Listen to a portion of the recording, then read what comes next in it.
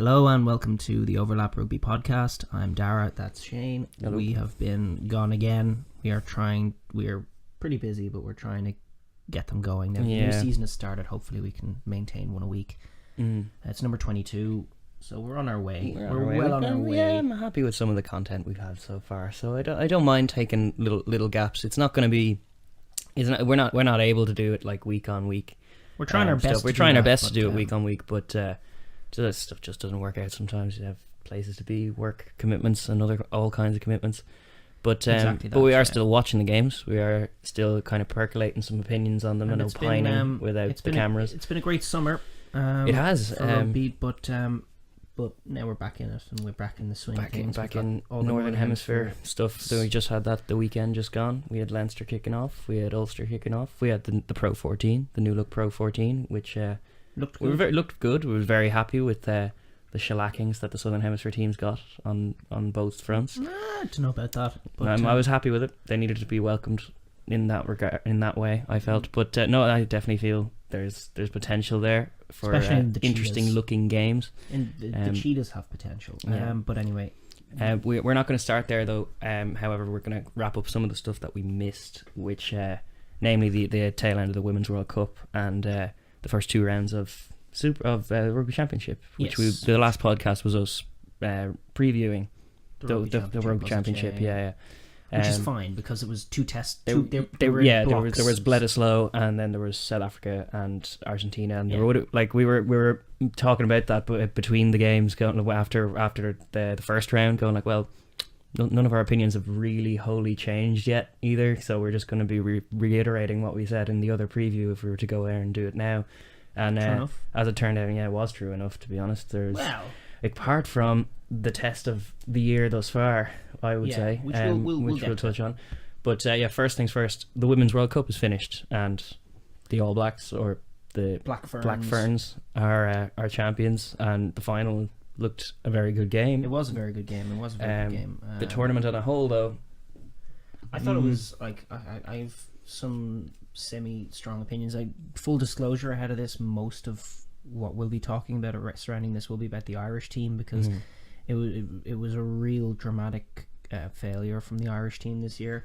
Yeah, an absolute. They were so. I've never since I've been watching women's rugby, the women's game, have I been so abject in my feelings towards the Irish team as I watched them. Like, they just had no paths to success. They you couldn't see. We discussed this before, the winning conditions kind of thing. We saw no winning conditions, and the variance in how they score tries. I saw a maul try, and I saw pick and jam try Australia. She's one sort of playing the role of Simon Gagan on that wing, not getting the ball. Not seeing the ball at all. And then any time she does, it's like yeah. But I mean, it as a whole, speaking generally, it was a bit of a weird tournament. I mean, not a lot of the games were competitive, to be honest. It's sort of typified just a weird place that the women's game is in. Yeah, well, they're kind of the World Rugby seems to be kind of abandoning ship with it in favour of sevens as well. Some of the unions do. Nobody seems to know what exactly they want from it, and everyone is kind of half-arsing it in terms of how they, like, apart from the French put in like a certified, controlled effort, like the kind of campaign that you expect to see from a union ahead of a World Cup. Yeah, like the improvement that they made over 6 months was dramatic, and they were a fully fit together squad, just not as good as England, who are a professional outfit, but not anymore. So it was just a weird match, and it's just like it's in this weird transition from real amateurish thinking to some of the professional thinking breathing over from the men's game. Yeah, and as a result, some unions are just vastly ahead of other unions, and it's just leaving like a real sense of imbalance.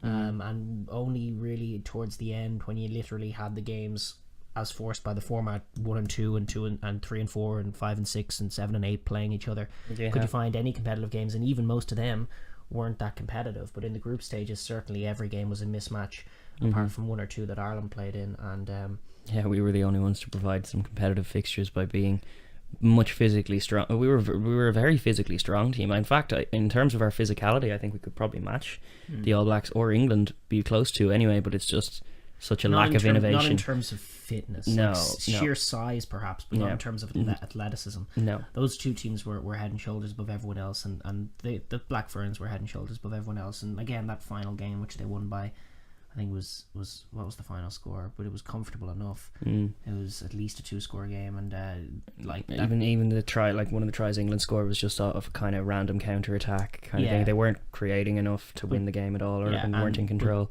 That was the closest game that the Black Ferns had, so there's not a lot on their level, and there's just not a concerted effort on anybody's part to sort of make it work.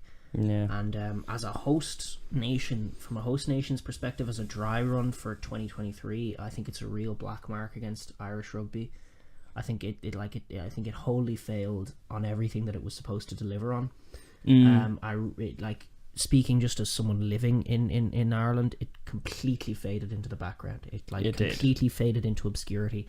There was the GAA seasons were going on. Yeah, sure. And just if you were listening to any general sports shows, it absolutely didn't. It was an oh and also in their wrap up. It didn't scratch the surface of the general sporting enthusiast public that is out there. So obviously rugby fans were aware of it and were interested. And again, in it because they're rugby fans. I can't remember if I said it in the last podcast, but I definitely said it since then. Though I do not blame them, because if I were a non-rugby person and I switched on an Ireland game, as you'd be prone to if you find out Ireland are playing, watch 10 minutes of that, you would turn it off. And the team, there were plenty of rugby fans who would turn it off after 10 minutes. The team has a share of the blame. I also think just in terms of how we did it, we have a share of the blame as well. Yeah. It wasn't marketed that well. It was put in UCD sort of way out of the way. They were all sold out. All the games were sold out well in advance, so there was tickets, so there was no way of they weren't trying to fill seats. But it was a time. That was actually to be fair now, although it did fade into the background, I have discussed with a few people who were keen to go, who were just frustrated. I had those conversations. I'm frustrated. I can't find tickets. Totally, that was the stadium was too small. The stadium was out of the way. In UCD, it's not a place that people go. Generally, UCD, it's out of college. The way. It's a college. So it didn't really scratch the periphery of the centre of town or anything like that. And then the general sporting populace wouldn't even be aware of it. RTE only really showed the Ireland games in the middle of it, so the rest and they of the covered games, it so and then ITV were showing some of the other games, but they aren't legally allowed to broadcast them here. So again, it was just like a big splash of punditry, and Ireland games was all that was on RTE, so they got a bit of watching, but beyond that there wasn't really anything. And as soon as Ireland started losing games, people just lost interest in all the sporting shows. It was all about GAA, it was all about Conor McGregor and Floyd Mayweather. It was all about all those big events that were going on simultaneously. There was not a lot of interest in what was going on with the Irish women. So from that perspective, it was a bit of a failure. And also on one mad perspective, there was in the Ulster game opening this weekend, they still had paint left over because some EGIT painted the pitch with permanent paint instead of it was not good from top to bottom. I don't think it was either. When the matches moved to Ravenhill later on in the tournament, such was the lack of interest. This stadium was empty. There were empty seats, which is exactly what you don't want to see. It's exactly why they put it in the small stadium to begin with, was to avoid that aesthetic. I think it could have been avoided with good marketing and playing in a proper stadium. Yeah, but they just don't back. Well, to be fair now, that's Ravenhill was terrible. Terrible. It's not just Ireland and the organisers of the World Cup ignoring that. That's kind of symptomatic of what World Rugby have been doing for the last few years in the shift of focus. They're kind of cutting the cord on women's rugby in a certain sense. They're just pushing it out and leaving it to sink or swim without much effort on their own part. Some nations are taking it seriously and some aren't. And England are their decision to cease professionalism, they're entirely ridiculous. That's another one that was so poorly handled. That whole switch to professionalism, then switch back, and it's just crazy. Women in their late 20s, literally dropping their careers because they thought this could be a career for them, and then they have to pick up the pieces because you've decided no more. And that sevens is in the Olympics. That's the kind of thing that really shouldn't be happening in a professionally run organisation.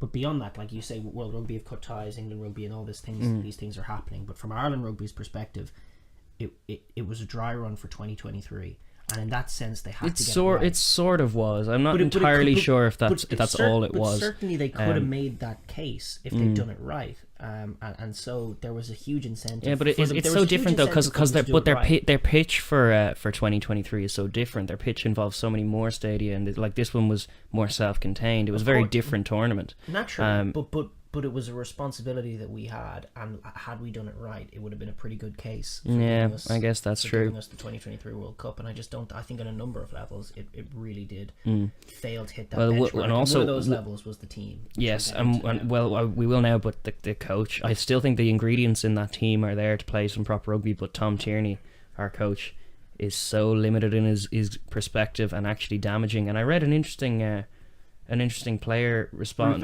Ruth O'Reilly. Yeah, I read that article. Actually, it was fascinating as she was like talking. Like he was having them do up their own attacking plays for the Argentina game or for the Australia game. Yes. Giving them homework to come up with this, and then she was the only one with the candid response of like, that's the coach's job, not the players.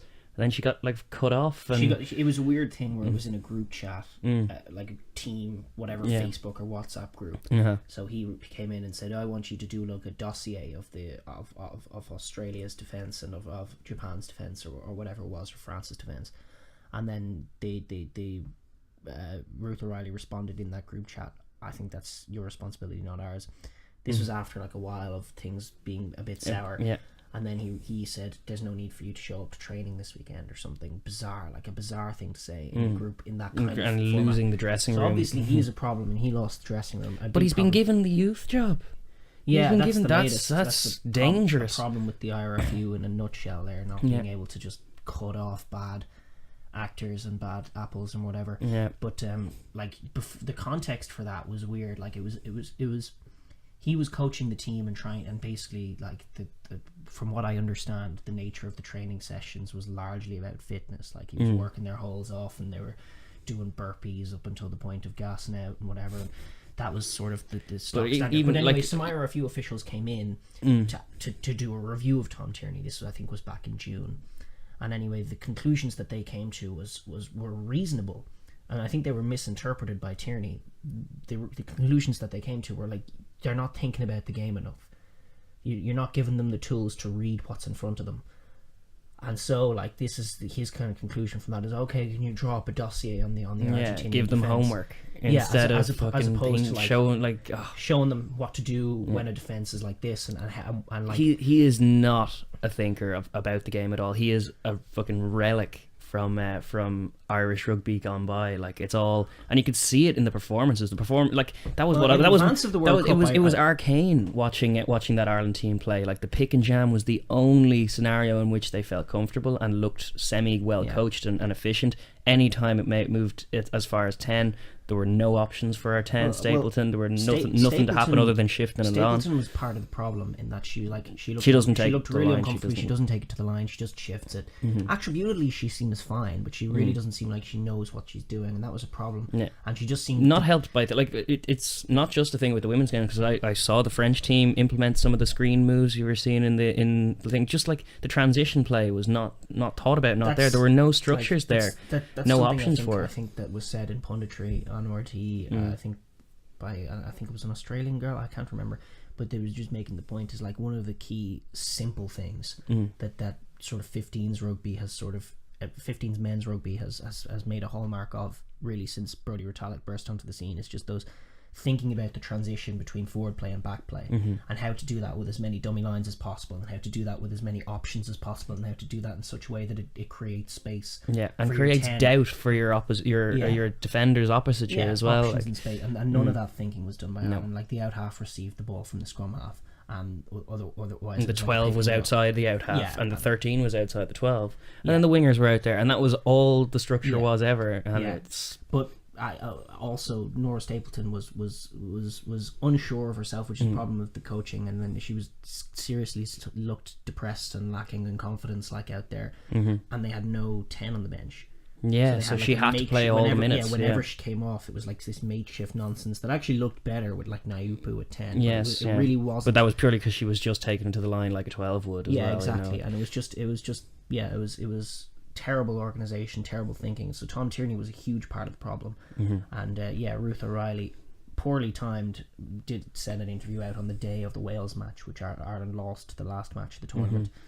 Ignominy was how it ended in that tournament. But she was right, and it's a thoroughly interesting read, and it makes it even more irate. Like this, if anyone's watching who's not an Irish rugby fan, you'll get more familiar with some of the problems we've had or some of the frustrations we've had. Like Tom Tierney is not fired, not cut corded or anything. No, he's now managing our young lads, our under-20s lads, the future of Irish rugby. It's real Irish. That's crazy, crazy. When someone gets high up in an Irish institution, it's just they just can't leave. Get them out. They will just be repurposed and manoeuvred around and shifted around. Les Kiss is up in Ulster still. Yeah, exactly. This is the thing. It's like just an unwillingness to sever with bad actors. It's a problem. It is, and like Tom Tierney now, he can do irrevocable damage in the generations to come up through the years he's coaching, because he's nowhere near the same level. I would of thinking. encourage you to read that Ruth O'Reilly article in the Irish Times, because it's brave of her to do it as well, but it kind of needed to be done. The guys in Blazers need to decide if this is something they are serious about, is what it's titled. It's on the Irish Times. I would encourage you all to read it. Gavin Comiskey wrote it. It is interesting from Ruth O'Reilly, very interesting. In general, Tom Tierney a problem, the IRFU a problem. I still maintain that Ruth O'Reilly's a second row, and she obviously has a big problem with just this huge investment in sevens. And like sevens is a good game, it's a great game, and it's good for developing players. But she does have a point when she says the public appetite for it isn't anything in this country. So like you have actually a huge base level of support for the women's rugby. And for the women's 15s rugby as well. But when you have 20,000 people out in the RDS and Thomond Park and Ravenhill, 10,000 people out in the sports ground every week to watch Galway, and like these are not maniacal sexists you're looking at. Women's sport can and is marketable to them, and obviously they got big views when we did win the Grand Slam back then in 2013 or whatever it was.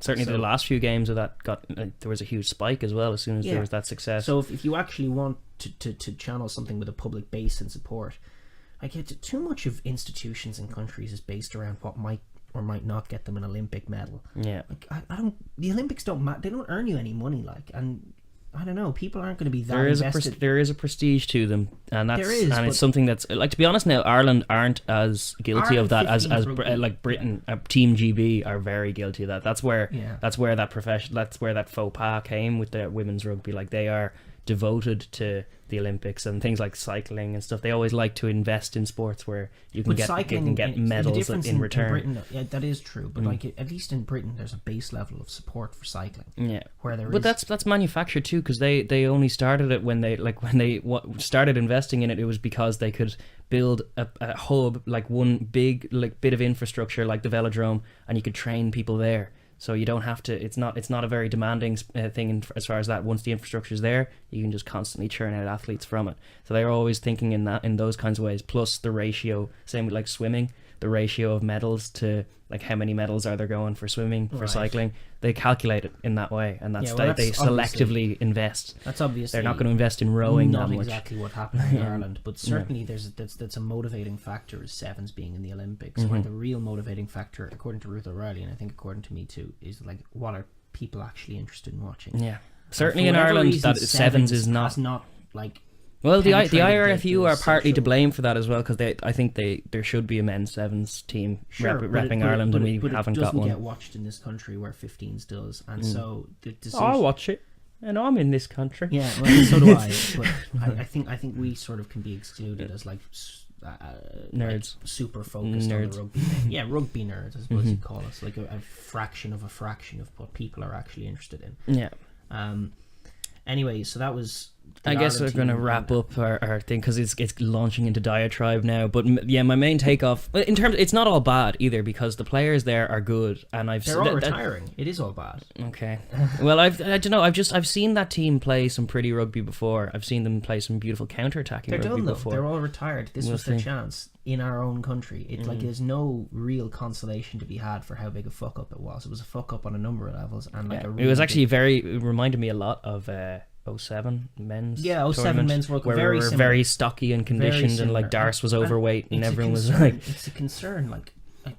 You gotta wonder, should they all just be learning lessons from Conor McGregor, every Irish sports team? Because it seems that whenever we have like a long period to get ready for something that's important, like the Olympics last year with the boxing team. It's like you have a long time to prepare for this, and Rugby World Cup 07 is another great example. We had like guys in top form. We had hammered the Boks and the Wallabies the previous autumn, and then been the best team apart from maybe France in that Six Nations, but like a really unlucky defeat to France cost us the Grand Slam, and beyond that we'd hammered everybody in the Six Nations. We looked like a super team, Brian O'Driscoll at his best, and they had 6 months then to go and prepare for World Cup, and they completely fucked up conditioning, fucked up coaching, fucked up everything.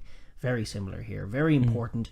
The team at their peak, about to retire, complete mess up, and they just need to learn how to properly prepare for big events like that. And Ireland seems to have a consistent problem with doing that. Well, we do have that small island mentality. We have that love It's being though. Underdogs, hate being favourites, and that's why like, you can cite Conor McGregor as like an exception to that rule, because he's the opposite. He's that champion mindset, closer to the All Blacks, how they're thinking about. I don't even think it's a mindset thing though. I don't think it's a small island thing. I think that's a different issue. I think it's like a genuine problem that people, they don't seem to understand how to prepare a side or an athlete or a group of athletes for a big event that's months in advance. Like there's a knack to it in terms of how you condition them, in terms of how you prepare, that we seem to consistently get wrong, and this is another example of that.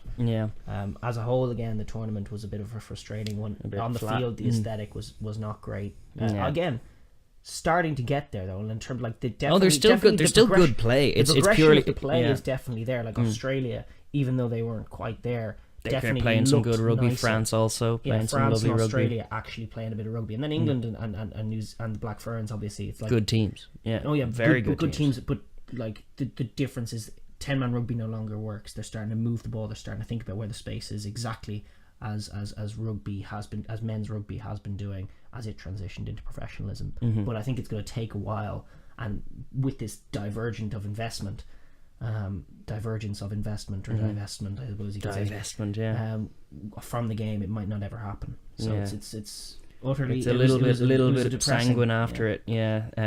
So it wasn't really pleasurable or patriotic viewing. It was more just like pulling teeth. I thought it was really frustrating. I was very excited about it. So that's a bit unfortunate, but there were some positives. We'll move on now to Bledisloe 1 and 2, the rugby championship. Bledisloe lived up to that. The first game was interesting in that New Zealand played amazingly well for the first 50 minutes. War after 47 minutes, and then switched off entirely, and Australia played well. Australia started to play very well. It wasn't enough in the first test, but there were like a few good touches, glimpses of Kurtley Beale doing good things, glimpses of Israel Folau being game. Seems to be very game up for Israel it. Folau regained his confidence pretty early this season. He's been lacking in it for a couple of years now. But pretty early in this season, even when the Waratahs were going badly, you could see that he was comfortable with what he was doing. And whenever he's been given space and time to act and to play, he's definitely jumped on that opportunity. Oh, he's super dangerous. But again, in that game, the big difference for me, the All Blacks, actually, it's their pack at the moment that are looking really, really stellar. So like head and shoulders irresistible above. Nearly. Like certainly from, this is the other thing, certainly from Wallabies perspective, like the second test, I will kind of focus on the second test because it was such a game. It was the game of the year so far. It was absolutely probably the best quality game rugby test has game seen since the Springboks against the All Blacks in 2013 in Ellis Park. One of the Ireland New Zealand games get into that reckoning now. Well, from an Ireland perspective, it certainly would. In terms of total rugby, it was totally. Certainly for the last 20 minutes, some of those like multi-phase tries that were scored by both sides were immense, and like the defense was good, but it was just really stellar attack. But like the Wallabies did really well, started really fast, which we knew they kind of had to do. Got that 17-point lead. Foley needs to be kicking kicks. What's that all about? Can't be leaving points behind. I like that the All Blacks are so used to going behind now. I know. Like it no longer does 2-try deficits no longer do 3-try deficits. To be honest now, it actually would take a 28-0 first 20-minute blitz. Well, this is it. They went 17-0 down, and then Foley hit the post with that conversion, and it nearly felt like the Aussies were like, oh shit, after missing the conversion, rather than New Zealand having just conceded the try, being like, oh shit. Like, New Zealand were just regrouping under the posts, whereas Foley was a bit nervous and missed the kick, and they were like, fuck, we need these points. They have an amazing sense of self-confidence, an amazing ability to find big game plays. Yeah. They found the 2 tries just before full time and just before half time. Just before half time as well, yeah. Which is, like, they're just really comfortable with that. The whole team... Part of the reason they could do that, though, is they were very much able to impose themselves when they played with control. They were very much able to impose themselves on Australia purely through that pack. And it was a point I was going to make as well. Like, even before I didn't expect that second test. I didn't expect it to be as close as that. And part of the reason is, like, I'm looking at the Aussie pack, and I'm looking at Ned Hannigan at 6 in particular. Yeah. And I'm just like, why are you bringing players of the caliber of Ned Hannigan to New Zealand to play rugby against them? Yeah, that's ridiculous. It's definitely, like, that second test is obviously great for Australia because it gives them confidence and it gives them, like, a bit of momentum going forward, which is something they've always needed. But if you actually analyse what happened, like, really, it's not the youth, it's not any of these guys. It's old stalwarts like Kurtley Beale, Will Genia, and Michael Cheika just brute forcing a performance out of the lads. And it was one of those performances where everyone played above themselves. But, like, again, if you look at that game, watch Kurtley Beale's performance, the amount of serious plays that he made in defence and in tracking that prevented All Black tries. And they really were holding stripped it off Sonny Bill at one point, which was excellent as well. Had it, like, on a needle and thread, desperately trying to hold on to it. And it did feel like again, if the dam could break any moment. Week, the dam probably would break. But, like, they did a really great job of finding what they thought was the winning try. Kurtley Beale thoroughly deserved getting it. Bloodied and broken and bruised, but still going over it. And then he's become a really lovely player. He's become a much smarter player. He's matured a lot, and he's embracing that role. I think he's embracing that role in what, like, the trust that Cheika has shown for in him. Because I remember, like, when Cheika was pitch side in the Aviva for the Wasps game last year, because Kurtley was playing for Wasps, and he made no compunction about it. He was on Sky going like, yeah, I need to talk to Kurtley. He was going like, yeah, I need him back. I need him. And true enough. Yeah. No, listen, they've been laughed off, and they've been told they were rubbish, and they put out, like, a great performance. And Will Genia really rolled back 6 years to be precise. Exactly. He looked like 2011. Exactly. Yeah. No, he was taken to the line. And Aaron Smith still flaws. We found this out during the Lions tour. We kind of discussed it any time he's lined up against Conor Murray, because Conor Murray has a knack for finding that flaw. But Genia did a very good job of it as well. Like, on 3 separate occasions. And again, if you look at, he was exposed around them fringes. If you look at that Mull try that they scored in that early blitz that Michael Hooper scored, the guy who was covering that back space when Michael Hooper broke through from the maul, bizarrely, should have been Aaron Smith who covered that place. Defensively, Aaron Smith, he's not just doing a different thing, he's actually pretty weak, and he's not really that aware. He's very quick to drift. Yeah, and as well as he reads the game with the ball in hand at the base of a ruck, he doesn't quite do so. And, like, the gap isn't enough between him and TJ with ball in hand that it justifies the defensive frailty that you get with Aaron Smith. Aaron Smith might be a little better with ball in hand, but he certainly isn't as better at tracking. Yeah. Like, for that last try with TJ's inside tracking is next level, and that gets him a lot of tries, it gets him a lot of assists. So the idea that Aaron Smith is head and shoulders above TJ and is worth this consistent faith that Steve Hansen has put in him, I think, is ridiculous. I think TJ is I think, without question, a better scrum half right now. And a more solid player. Yeah, he still has a few of those ropey instincts at the base of the scrum. That, like, they do press out the halfbacks in New Zealand. They do kind of have their eyes out wide when they should be kind of covering, looking around the fringes. They, like, TJ's been guilty of that as well, but certainly not as consistently. But then he's not been playing as consistently because Aaron Smith's been playing. Kane's like he's not. He's certainly more attritional, and certainly if they're a forward oriented team now, if their pack is their strength, then maybe a forward oriented scrum half wouldn't go awry, which he's a bit more of. And, like, as you say, his tracking runs are great as well. He can link up well with any of those players. Like, their backline's still stellar. The backline, I think Sonny Bill is like, as much as you get for him, you lose some stuff as well. And, like, I don't know, by putting Crotty at 13 instead of 12. Yeah. And with Anton Leonard Brown in there as well, you have a very traditional centre pairing, but a centre pairing that can also get the ball wide. I've been looking at how they've been using Damien McKenzie, who's had a pretty rough start to his career. We love him, and we really think and hope that they threw that intercept, which was unfortunate, but that was him trying to get it wide. It was but it was not a good pass, and No. like he has looked a little ropey and jittery, but when he's finally settled down, he's gotten really good. Yeah. But if you look at how they're using him much more wide than the Chiefs generally would. The Chiefs give him sort of free rein to move into first receiver and really ease Cruden's task in terms of getting the ball wide. But the All Blacks don't do that. They have him out wide, and so the task becomes how do you get the ball to him. And when Barrett is there, Barrett obviously likes to take it to the line pretty quickly. You have to have some kind of distribution mechanism outside of Barrett if you're going to have McKenzie that wide. And when you have the two very traditional centres of Sonny Bill and Crotty being out wide at 13 as well, it's a problem. But Crotty now is moulding into a more Jan Serpentine style of big centre. Yeah. So if you can get the ball and if you can get him closer to 10, have him play the role of either that crushing centre and a distributor, like Jan Serpentine has been doing for South Africa. Then you have Antonio Leonard-Brown, Anton Leonard-Brown, a really, really solid outside centre outside him.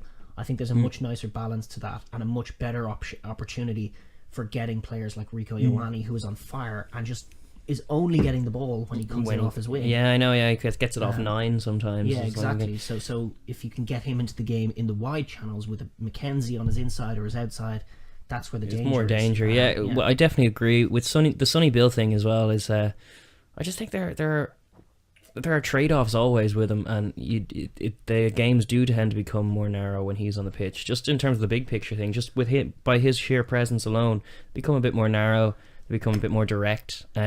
He's very good at getting his hands free and getting the ball free and not dying with the ball. Totally, He's one of, if not the best in the world at that. And he's up there with Nakarawa for just that hand and thing. A stellar athlete and a great defender. Yeah. All of those things can't be understated.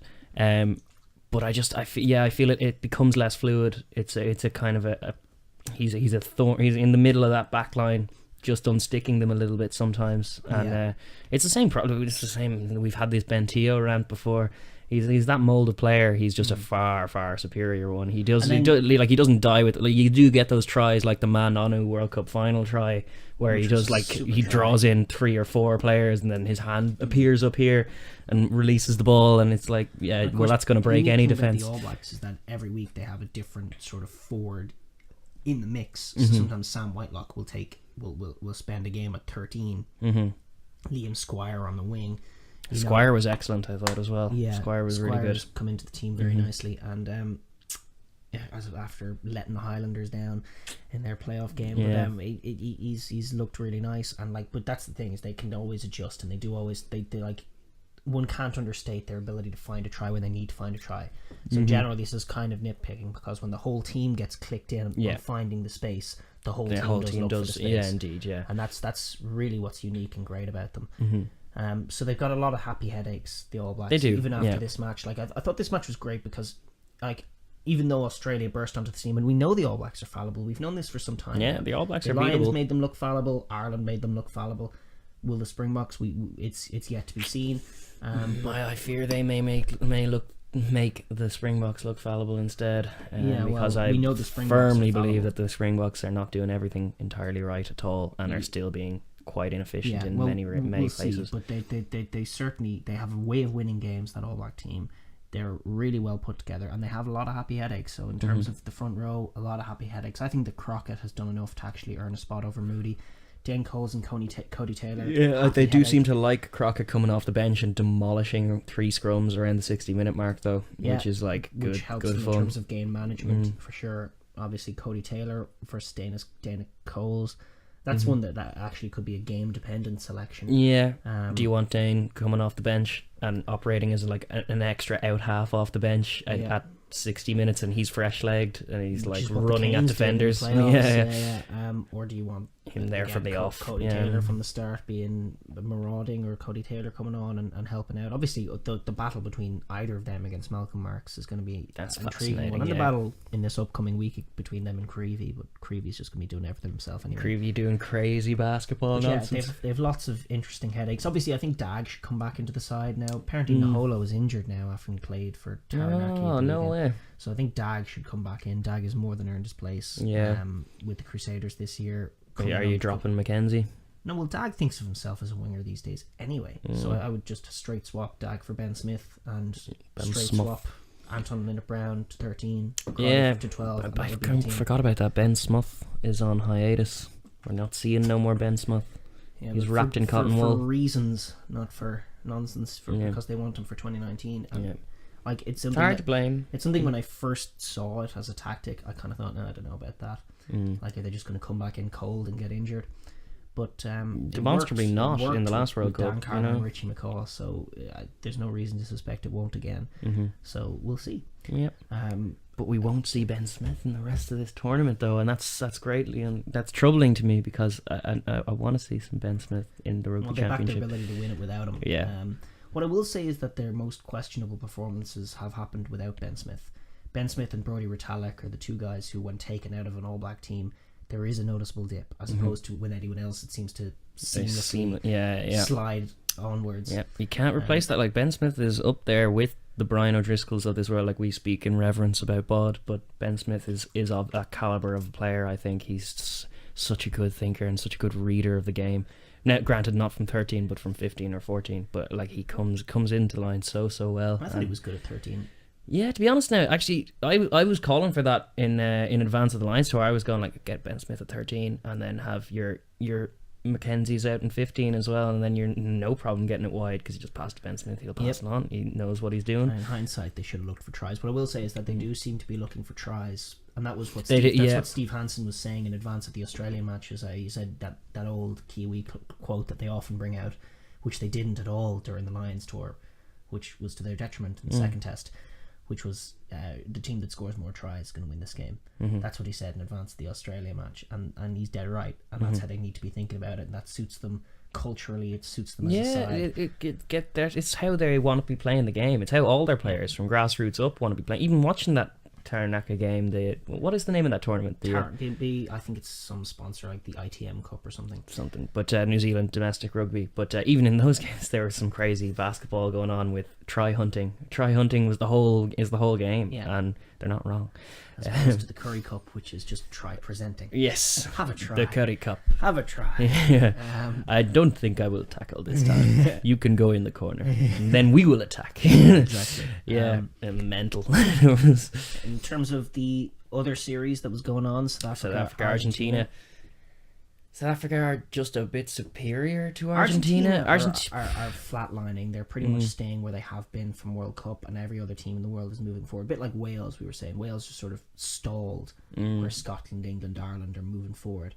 And what we can say positively now, from having watched South Africa really comfortably deal with Argentina, without even being all that accurate themselves, and not having to be really. Yeah, the scoreline flattered Argentina, to be honest. Like, it was unforced errors gave them an extra 10 points, I think, really, with that 7 points from the restart. Which is a concern from a South African point of view going into some of these games. I think we can comfortably say a Bok team that has struggled with Argentina in the past, with this Argentina team and the way they move the ball, that this is a team which we were so not saying at the end of last year that is moving forward. Great summer against France, great 2-match test series against Argentina, and now we have a real test now going to a Boyd Australia team, which hopefully they can pass, and then if they do pass, they'll have a proper game now against New Zealand, and that's like a great.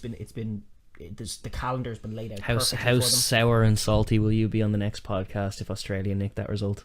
I think they'll be depressed. It'll just be the tournament's fucked now, and it's just New Zealand again. Well, this is what I want. I think.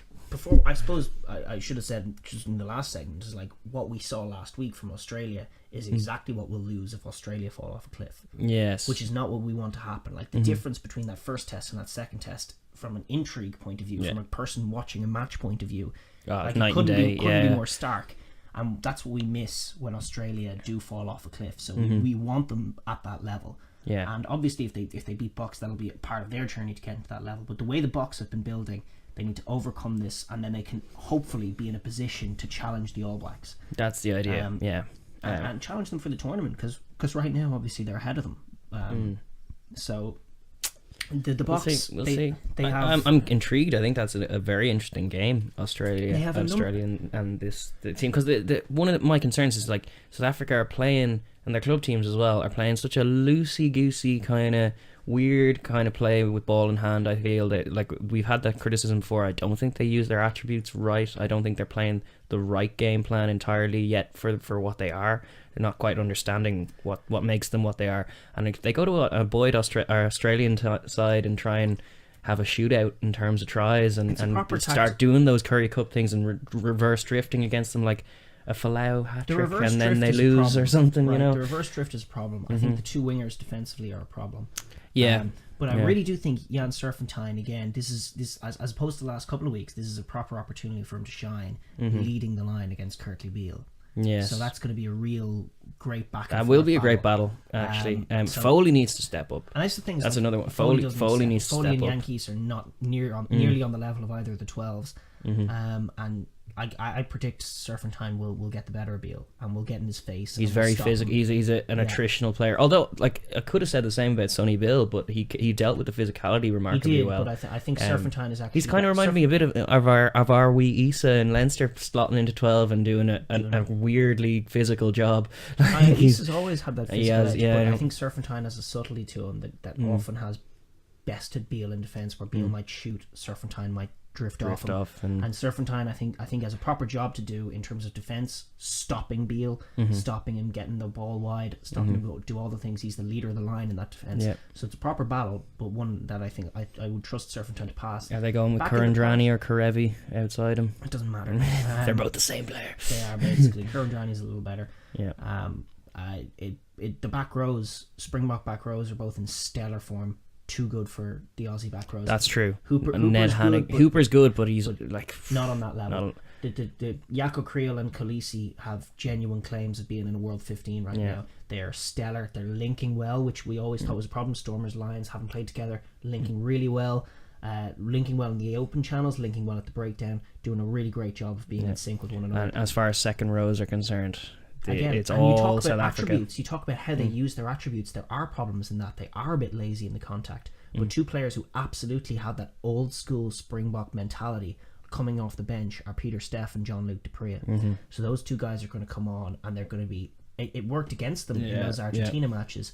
They came on and they actually got so physical that there were penalties going against them, and they added a chaos factor that really wasn't necessary when South Africa were so superior. But coming off the bench against Australia and New Zealand, it could be the breaking point. And particularly like some of those second rows from Australia. We've said that before. Australian second rows are dreadful at the moment. And they were playing actually quite well. I think I can't remember who it was exactly. It might have been Rory Arms. Someone looked really good against New Zealand in that match and played above his station.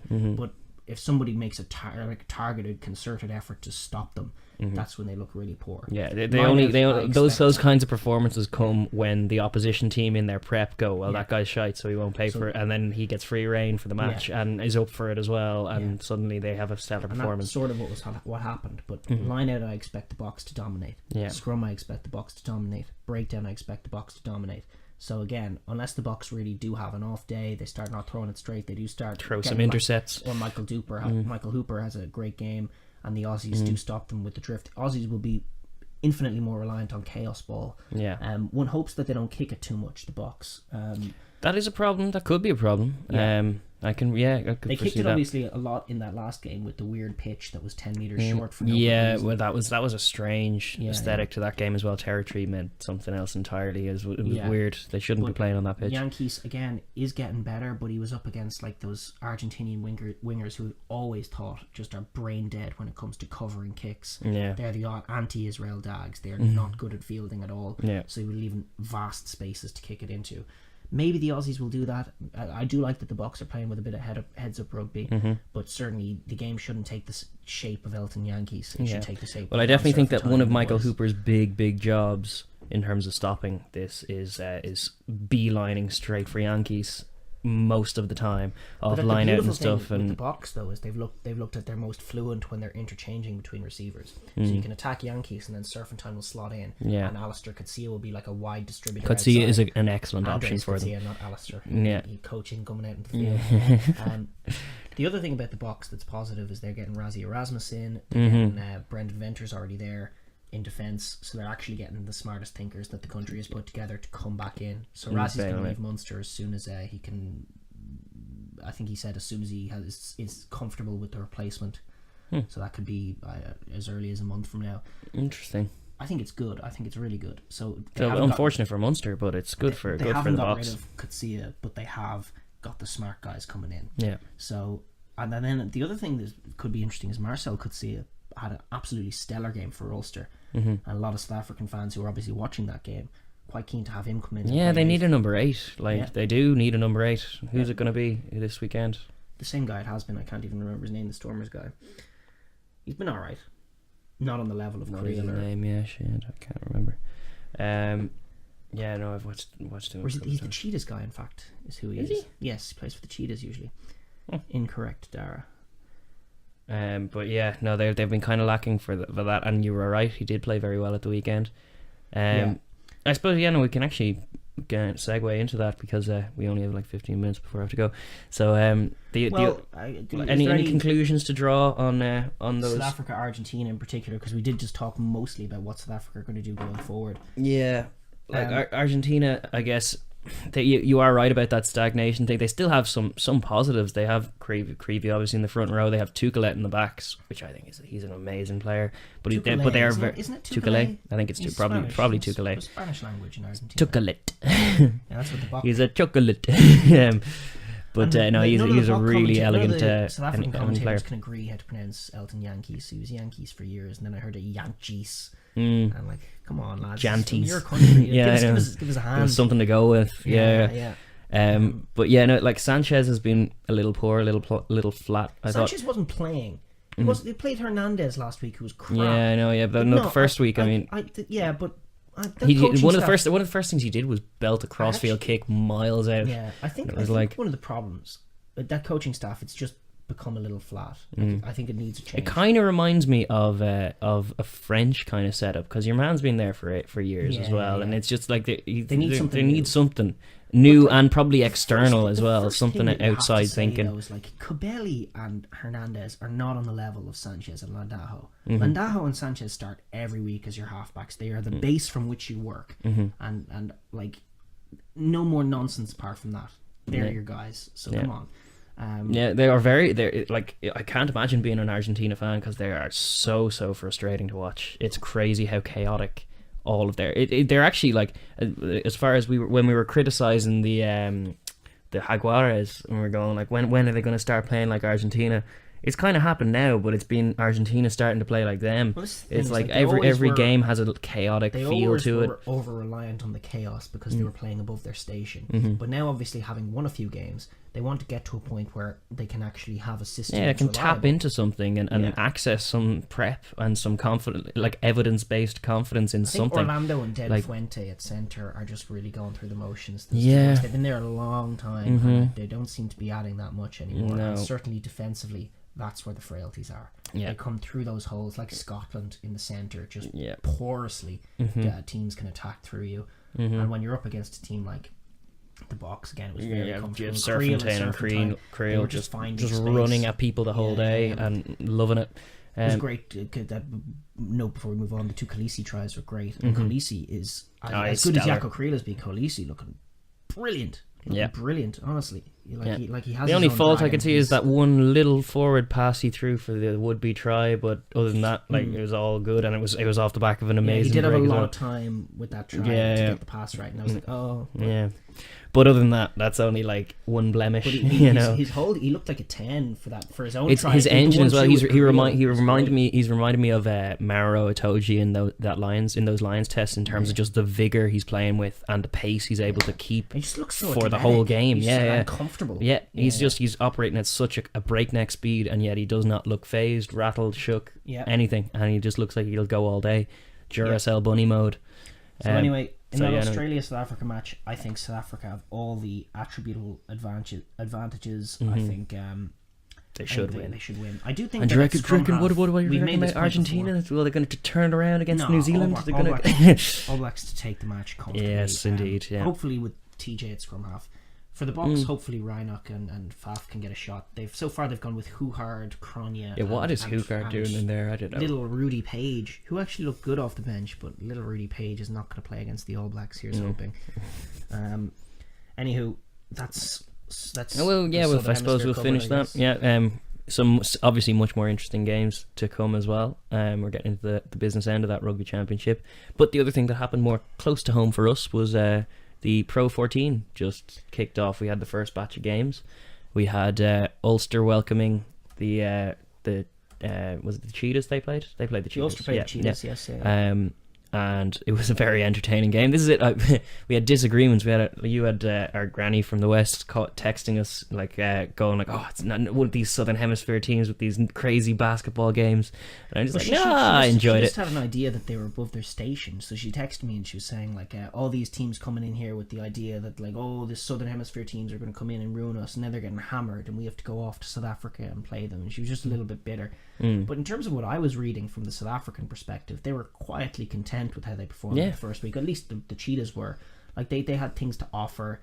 They coloured the game. But like they were perfectly humble in understanding that they were coming into a new tournament, that they're coming into a new style. They had no notions of being above their station at all. Sure, how could they? They've been spending their time being hockeyed for the last few years. But there seems to be, like, at least with the Cheetahs, there seems to be a path to moderate success. The Kings are really a jumbled together nonsense side, but even they put it up to the Scarlets for a half. Yeah. But again, that seems less sustainable. By the end, like the breakdown was such a farce in that game. By the second half of the Scarlets game, like literally just the Scarlets contested every breakdown, and it would usually be the second or third in a set of phases that the turnover would come, and then maybe one or two phases later that the try would come. Like it's bonkers. It's a bit of crazy nonsense rugby sometimes. It's but it's like what was interesting, like to be honest now, like Scarlets and Ulster are both these kinds of attacking based teams from a Northern Hemisphere perspective, so it was much more likely that with throwing them into the mix against a Cheetah side or a Southern Kings side, that it was going to feel loose, that it was going to feel fast, that they were going to try and attack. What we're waiting for is for those sides to go to Thomond Park and get like you were saying, like a 19-0 in Thomond Park or something, and it's just misery and nothing works. Oh shit, are you serious? Do you want to switch memory cards? Holy shit. You're supposed to have more memory than that. We forgot to clear it. That must be it. Where's another memory card? In my room. We'll be quick. Can you just pause that? No? Or you could even stop it and save it at this stage, just so it's saved.